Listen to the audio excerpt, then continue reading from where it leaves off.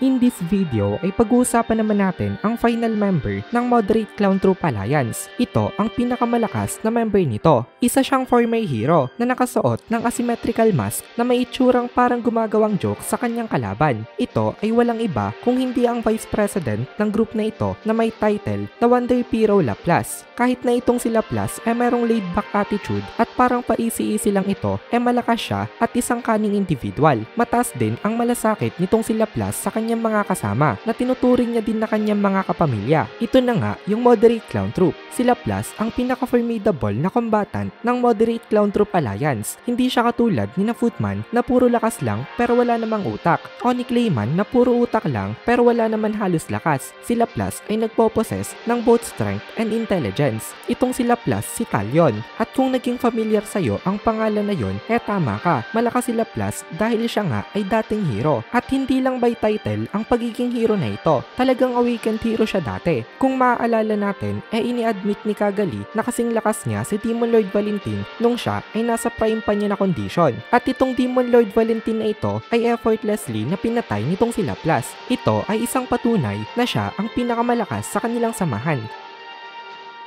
In this video ay pag-uusapan naman natin ang isa pang karakter sa Moderate Clown Troop Alliance. Ito ang creator at ang president ng Moderate Clown Troop. Ito ay walang iba kung hindi ang former Demon Lord na kilala bilang Demon Lord Kazareyam, na ngayon ay tinatawag na Cagali. Si Cagali ay mayroong extensive knowledge patungkol sa magic and technology ng kanyang homeland at ng kanyang race na elves. At gamit ang kanyang knowledge dito ay na-establish niya ang Puppet Nation of Gustav.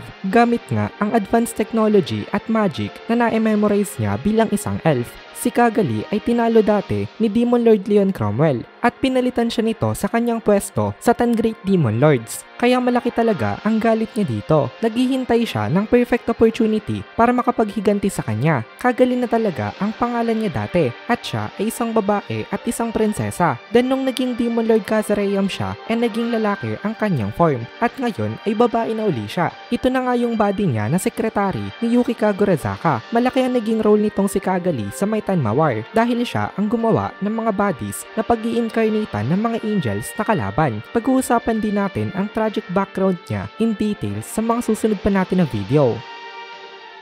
In this video ay pag-uusapan naman natin ang isa pang member ng Moderate Clown Troop Alliance. Ito ay isa sa mga babae na member ng troop. Meron siyang short stature at siya ay nakasuot ng isang mask na parang umiiyak. Ito ay walang iba kung hindi si Tear, the Teardrop. Kahit na parang malungkot at umiiyak ang mask nitong si Tear, ay meron siyang playful personality. Kahit na seryoso ang mga pangyayari, ay halos playful pa din ang kanyang behavior. Katulad siya ni Footman na hindi ganun ka-brilliant pero magaling din siyang follower. Kung ano ang iutos mo sa kanya, ay susundin niya yon nang hindi nagtatanong kung bakit mo pinapagawa yon. Hindi pa halos alam kung ano pa ang mga abilities nitong si Tear. Pero sa laban niya kay Phobio, ay nakita na din natin na siya ay mabilis at agile sa may battle. When it comes to raw power naman, ay mas malakas sa kanya itong si Footman. Pero since bonakid masyado itong si Footman, ay mas magaling at mas malakas siya ditong makipaglaban. Kasi hindi naman raw power lang ang kailangan sa pakikipaglaban. Kino-consider din natin ang skills at ang intelligence. Si Tear ay dating maid servant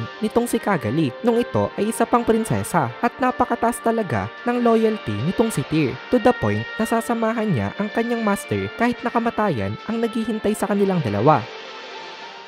In this video ay pag-uusapan naman natin ang isa pang member ng Moderate Clown Troop Alliance. Ito ay walang iba kung hindi ang isang fat majin na clown na may suot na mask na mayroong angry expression. Ito ay ang angry hero na si Footman. Malakas itong si Footman kung raw strength ang pag-uusapan at mabilis din ang kanyang movement speed. Nakita na natin kung paano ito lumaban dun sa laban niya kay Geld. Malakas naman itong si Footman pero ang problema ay hindi siya ganun katalino. Siya ang failed creation ni Kazareyam kasi hindi niya masyadong na-balance ang raw power at ang intelligence. Sabihin na natin na bonakid talaga itong si Footman. Siya yung tipo ng member na susunod lang sa kahit na anong order na ibinigay sa kanya nang hindi nagtatanong kung bakit pinapagawa sa kanya yon. For example, kapag inutusan ito na maghukay na maghukay, magsisimula na agad itong maghukay kahit na wala siyang idea kung ano ang gagawin dun sa may hinuhukay niya. Itong si Footman ay mabilis din magalit at inaaway din ito ang kanyang mga kapwa clown Clown kahit na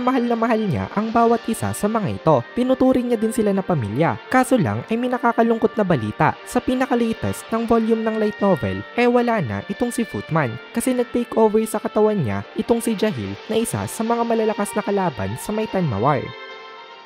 In this video ay pag-uusapan naman natin ang isang member ng Moderate Clown Troop Alliance. Ito ay walang iba kung hindi ang cunning at manipulative na Demon Lord na si Demon Lord Clayman. Meron siyang title na Crazy Pyro. Itong si Clayman ang pinakamahinang member nito pero siya din ang pinakamatalino. Si Clayman ay isang puppet master. Mas gusto nito namang manipulate ng mga tao in the background kesa siya mismo ang lumaban. Ang specialty talaga nitong si Clayman ay intelligence gathering at ginagamit niya ito para makapag-obtain ng mas malakas pa na power. Walang pagpapahalaga itong si Clayman sa mga under sa kanya. Kapag wala ka ng silbi or naitutulong na maganda ay itatapon ka na lang niya or gagamitin sa isang suicidal scheme ang iyong buhay. Kung maaalala natin ay sinubukang gamitin nitong si Clayman itong si Milim. Well, akala niya ay magagamit niya ito pero siya pala ang ginagamit ni Michael. Oo, walang awa itong si Clayman sa kanyang mga subordinates pero napakabait at napaka-compassionate nito sa kanyang mga kaibigan na itinuturing niya na kanyang mga kapamilya. Ito na nga yung Moderate Clown Troop Alliance. Ang mga ito ay mga Dark Elves din na katulad niya. Mataas din ang respeto nitong si Clayman sa kanyang mga superior. Meron siyang absolute loyalty dito. Kung maaalala natin ay kahit na initetrete nitong si Rimuru ang complete and utter eradication of his soul, hindi niya ito napagsalita para ilaglag ang kanyang mga kasama.